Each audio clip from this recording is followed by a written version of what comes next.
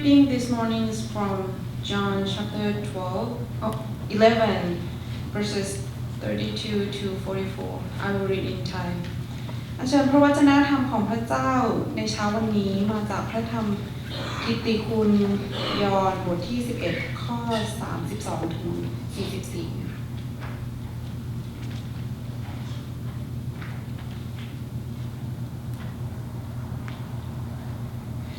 ครั้นมารีมาถึงที่ซึ่งพระเยซูประทับอยู่และเห็นพระองค์แล้วจึงกราบลงที่พระบาทของพระองค์ทูลว่าพระองค์เจ้าข้าถ้าพระองค์ประทับอยู่ที่นี่น้องชายของข้าพระองค์ก็คงไม่ตายเมื่อพระเยซูทรงเห็นเธอร้องไห้และพวกยิวที่มากับเธอก็ร้องไห้ด้วยพระองค์ก็ทรงสะเทือนพระทัยและทรงเป็นทุกข์พระองค์ตรัสว่าพวกเจ้าเอาศพเขาไปไว้ที่ไหนเขาทูลพระองค์ว่าพระองค์เจ้าข้าเชิญเสด็จมาดูเถิดพระเยซูทรงพระกันแสงพวกยิวจึงกล่าวว่าดูสิพระองค์ทรงรักเขาเพียงไรแต่บางคนก็พูดว่าท่านผู้นี้ทำให้คนตาบอดมองเห็นและทำให้คนนี้ไม่ตายไม่ได้หรือพระเยซูทรงสะเทือนพระทัยอีกจึงเสด็จมาถึงอุโมงค์ฝังศพอุโมงค์นั้นเป็นถ้ำมีหินก้อนหนึ่งวางปิดปากไว้พระเยซูตรัสว่าจงเอาหินออกเสียมาทาพี่สาวของผู้ตายจึงทูลพระองค์ว่าพระองค์เจ้าข้าป่านนี้ศพมีกลิ่นเหม็นแล้วเพราะว่าเขาตายมา4 วันแล้วพระเยซูตรัสกับเธอว่าเราบอกเจ้าแล้วมิใช่หรือว่าถ้าเจ้าเชื่อเจ้าก็จะได้เห็นความยิ่งใหญ่ของพระเจ้าพวกเขาจึงเอาหินออกพระเยซูทรงแหงนพระพักตร์ขึ้นตรัสว่าข้าแต่พระบิดาข้าพระองค์ขอบพระคุณพระองค์ที่พระองค์ทรงโปรดฟังข้าพระองค์ข้าพระองค์ทราบว่าพระองค์ทรงฟังข้าพระองค์อยู่เสมอแต่ที่ข้าพระองค์กล่าวอย่างนี้ก็เพราะเห็นแก่ประชาชนที่ยืนอยู่ที่นี่เพื่อเขาจะได้เชื่อว่าพระองค์ทรงใช้ข้าพระองค์มา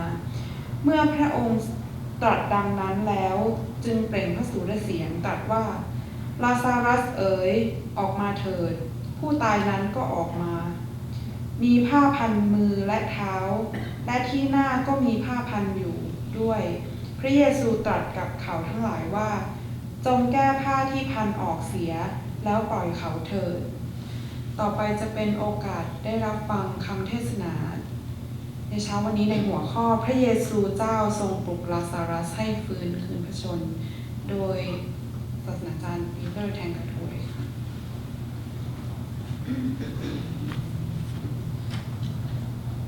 Scripture reading this morning is from the Gospel of John, and this time I will read in English. Now when Mary came to where Jesus was and saw him, she fell at his feet, saying to him, Lord, if you had been here, my brother would not have died. When Jesus saw her weeping, and the Jews who had come with her also weeping, he was deeply moved in his spirit and greatly troubled. And he said, Where have you laid him? And they said to him, Lord, come and see. Jesus wept.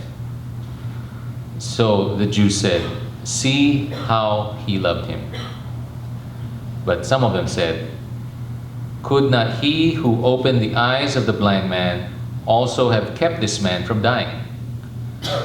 Then Jesus, deeply moved again, came to the tomb. It was a cave, and a stone lay against it. Jesus said, Take away the stone. Martha, the sister of the dead man, said to him, Lord, by this time there will be an odor, for he has been dead 4 days. Jesus said to her, Did I not tell you that if you believed, you would see the glory of God? So they took away the stone, and Jesus lifted up his eyes and said, Father, I thank you that you have heard me. I knew that you always hear me, but I said this on account of the people standing around, that they may believe that you sent me. when he had said these things, he cried out in a loud voice, "Lazarus, come out!" The man who had died came out, his hands and feet bound with linen strips, and his face wrapped with a cloth.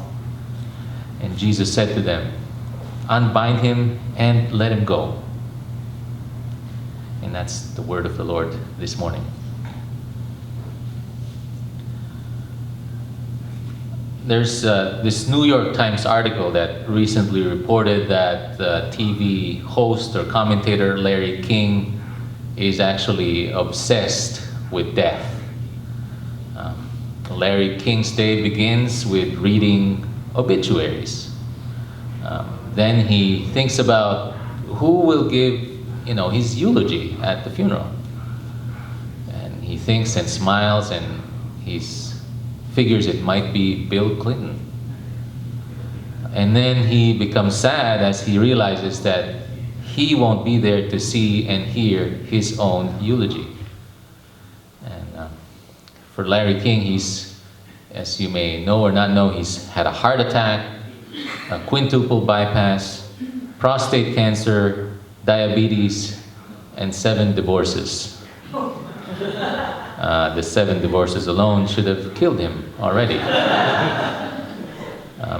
At that time, he was 77 years old when the cable news channel CNN dropped him. And when this happened, he really became aware that there will come a day when he will die. He will pass away. And when he learned from television about the death of Osama bin Laden a few years ago, this drove him to jump on his feet. And he said, I need to get on the air. I need to report this news.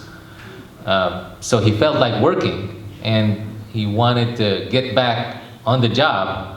But unfortunately, he's been already laid off by CNN. So he realized he had nowhere to go. He had nowhere to report.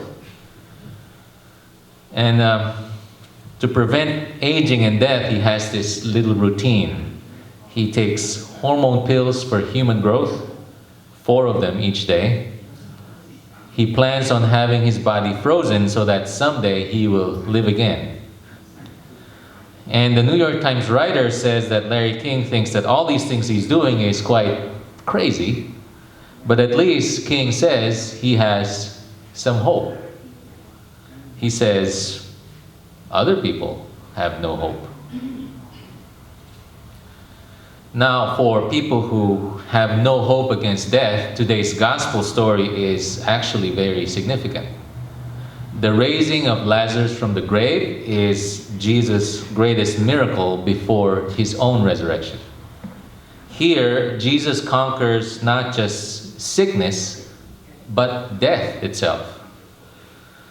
Because, it's one thing to hear stories about Jesus healing the lepers, the blind man, and all other kinds of illnesses.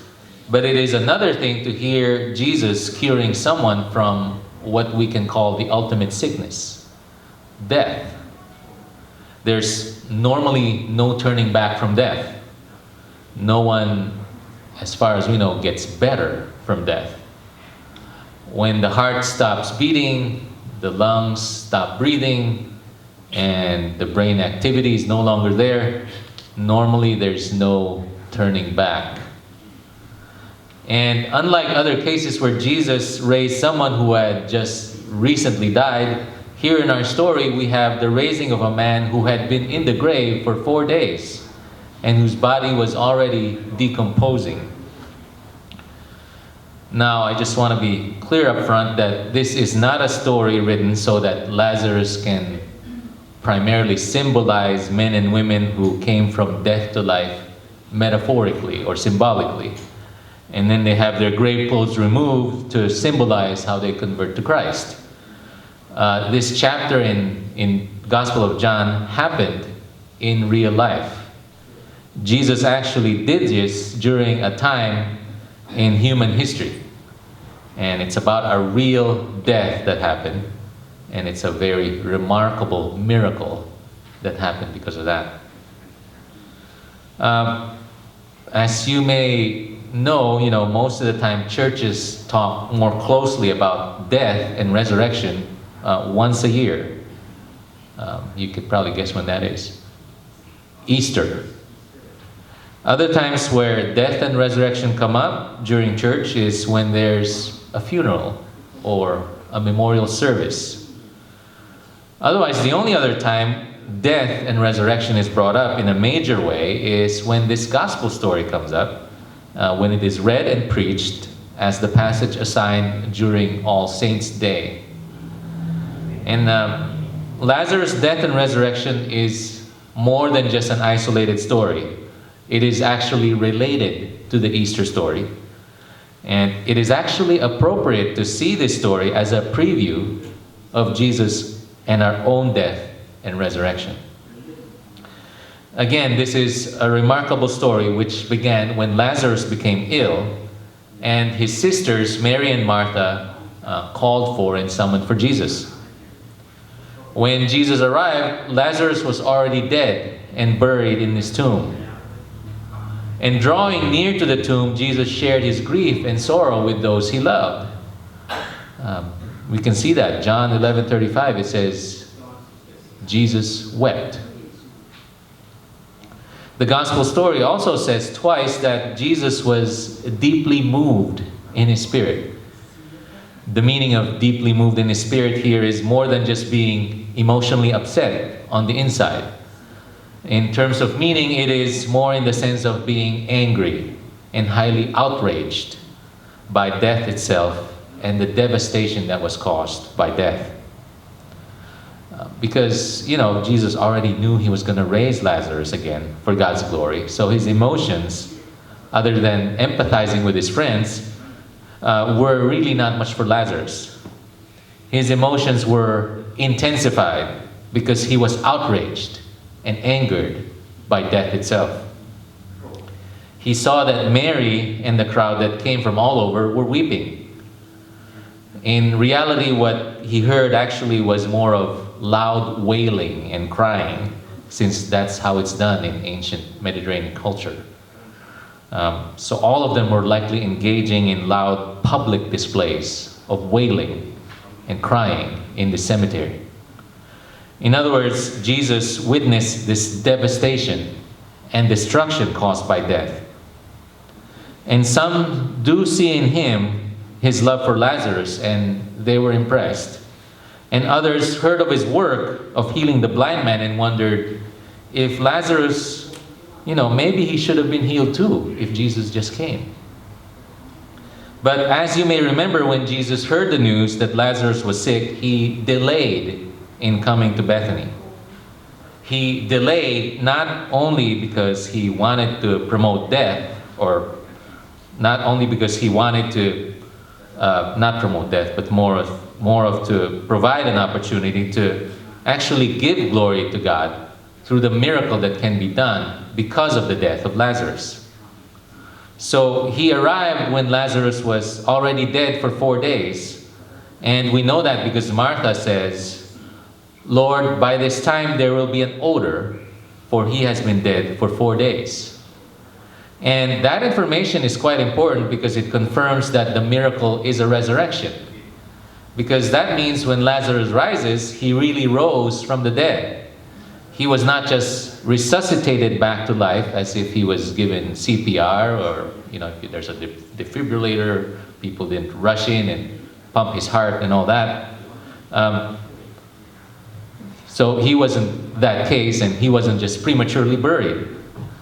So, you can see the big picture. He was angry, he was outraged, and the family and the public were wailing and crying loudly, and the corpse was already there for 4 days and was decomposing. And I'm saying all this because I think the writer of the Gospel of John took time in painting this picture to show us how real and how devastating death is. John shows us that death is horrible. It's final. And death makes us lose hope. Even now in our time, of course, death is horrible. It's final. and death makes people lose hope. And it's very hard to look directly at death. You know, as I talk about it, you're like, oh, I don't even want to hear about death. In modern Western society, we actually live in an age that does its best to deny death. People rarely die at home surrounded by their loved ones. Today, the process of dying has been sanitized, taken over by professional hospitals, hospices, and morticians. As a result, few of us have actually seen someone die, while before the 20th century, few of us have actually, there were few who had not seen someone die. And nowadays, if you go to Rose Hills or Forest Lawn or other mortuaries, if you had a chance to do that, you can see them sell coffins that look like plush, comfortable, oversized jewelry boxes. These come in many sizes, colors, and embellishments.